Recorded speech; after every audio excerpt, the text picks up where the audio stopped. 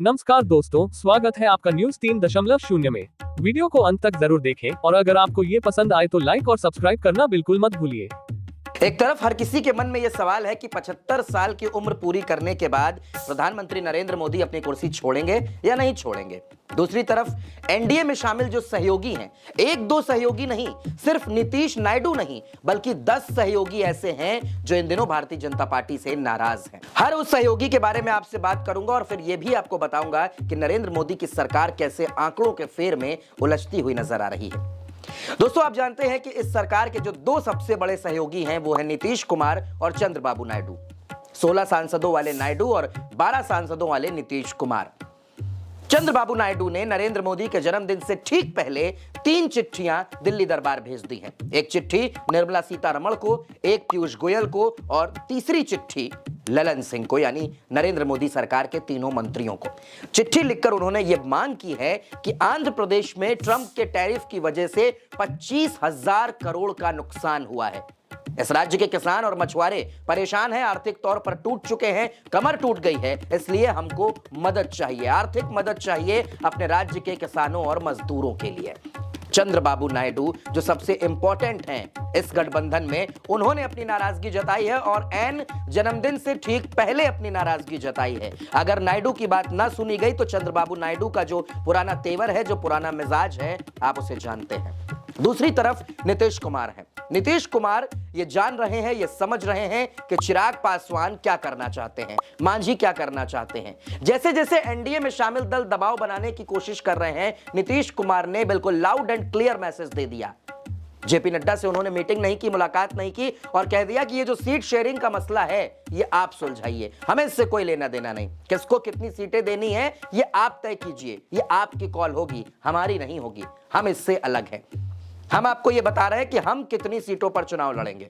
हम आपसे ज्यादा सीटों पर चुनाव लड़ेंगे क्योंकि बड़े भाई की भूमिका में लोकसभा चुनाव में आप थे और विधानसभा चुनाव में बड़े भाई की भूमिका जेडीयू की रहेगी। यह बात तो नीतीश और नायडू की हो गई, लेकिन क्या सिर्फ यही दोनों नाराज हैं? बिल्कुल नहीं दोस्तों। एक एक करके बात शुरू करते हैं और शुरुआत जब नीतीश से कर ली है तो बिहार पर ही बात करते हैं। जीतन राम मांझी इकलौते सांसद हैं, नरेंद्र मोदी की सरकार में मंत्री भी हैं।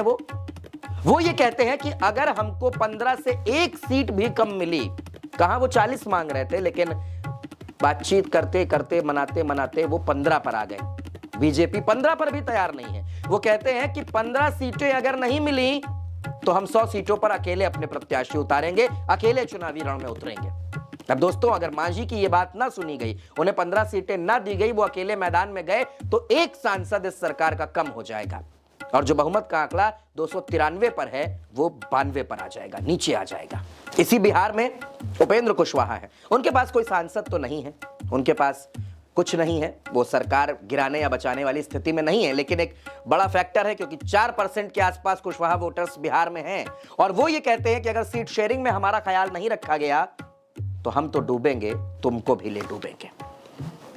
और एक और इंपॉर्टेंट फैक्टर, बड़ा फैक्टर, चिराग पासवान। 5 सांसद हैं दोस्तों। चिराग पासवान खुद भी मंत्री हैं। चिराग पासवान ये कहते हैं कि अगर 70 सीटें ना मिली तो हम अकेले मैदान में उतरेंगे और उनके जीजा कहते हैं कि चिराग पासवान को जनता का आशीर्वाद मिलेगा, वो मुख्यमंत्री बनेंगे। चिराग पासवान जीजा को डिप्टी सीएम बनाने की कोशिश कर रहे हैं, जमुई में विधानसभा चुनाव लड़ाने की तैयारी कर रहे हैं। तो ये बात तो बिहार के सहयोगियों की हो गई। उत्तर प्रदेश में क्या चल रहा है? ओम प्रकाश राजभर उत्तर प्रदेश से बिहार की धरती पर आकर यह ऐलान करते हैं कि हम बहुत सालों से मेहनत कर रहे हैं और सीटों को लेकर 70% बातचीत हो चुकी है, हमें भी बिहार में सीटें लड़ने के लिए चाहिए। 29 सीटों पर हम बहुत मजबूत हैं। कुछ ऐसा ही संजय निषाद का भी कहना है और संजय निषाद के तो तमाम बयान आपको याद होंगे। उन्होंने कहा था कि अगर भारतीय जनता पार्टी को हमारे साथ गठबंधन में नहीं रहना है तो अलग हो जाए।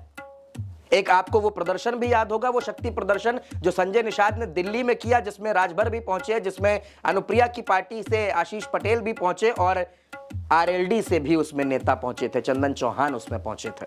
अनुप्रिया पटेल भी सहयोगी हैं, सांसद वो खुद है, उनके पति उत्तर प्रदेश की सरकार में मंत्री हैं।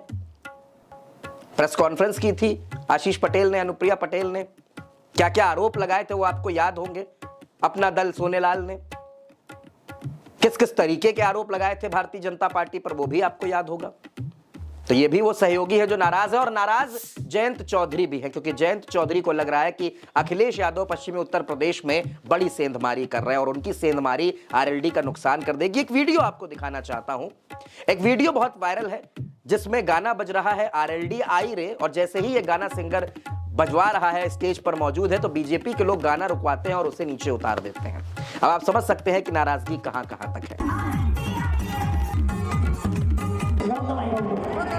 महाराष्ट्र की बात कर लेते हैं। महाराष्ट्र में सरकार चल रही है दोस्तों, महायुति की सरकार चल रही है। अजीत पवार, एकनाथ शिंदे, भारतीय जनता पार्टी। वहां खबरें ये आ रही है कि एकनाथ शिंदे अपने कोटे के मंत्रियों के साथ मीटिंग कर रहे हैं। मंत्रालय के ठीक सामने एक बंगला है, वहां पर मीटिंग हो रही है। मंथन ये हो रहा है कि महाराष्ट्र में जो निकाय चुनाव होने वाले हैं उसमें भाजपा के साथ मिलकर लड़ा जाए या अलग लड़ा जाए। और एकनाथ शिंदे के पास दोस्तों 7 सांसद हैं। यानी इन तमाम सहयोगियों का, जिनका जिनका मैंने आपसे जिक्र किया, इन तमाम सहयोगियों को अगर आप देखें तो इनके पास जो ताकत है लोकसभा में वो 44 की है। और अगर ये नाराज हो गए, अगर ये रूठ गए, ये अलग हो गए, तो एनडीए की जो सरकार चल रही है जिसमें नरेंद्र मोदी प्रधानमंत्री हैं, वो 249 पर आकर अटक जाएगी। और 249 यानी बहुमत से बहुत दूर। तो प्रधानमंत्री के जन्मदिन से पहले ये जो नाराजगी खड़ी हुई है, जो तमाम सहयोगी दल आंख दिखा रहे हैं, पाला खींच रहे हैं, अपनी अपनी बात कह रहे हैं, अड़ गए हैं, ये कहीं भारतीय जनता पार्टी को मुश्किल में न डाल दे। आप इस पर क्या सोचते हैं? आप अपनी राय कमेंट बॉक्स में हमें जरूर बताइए।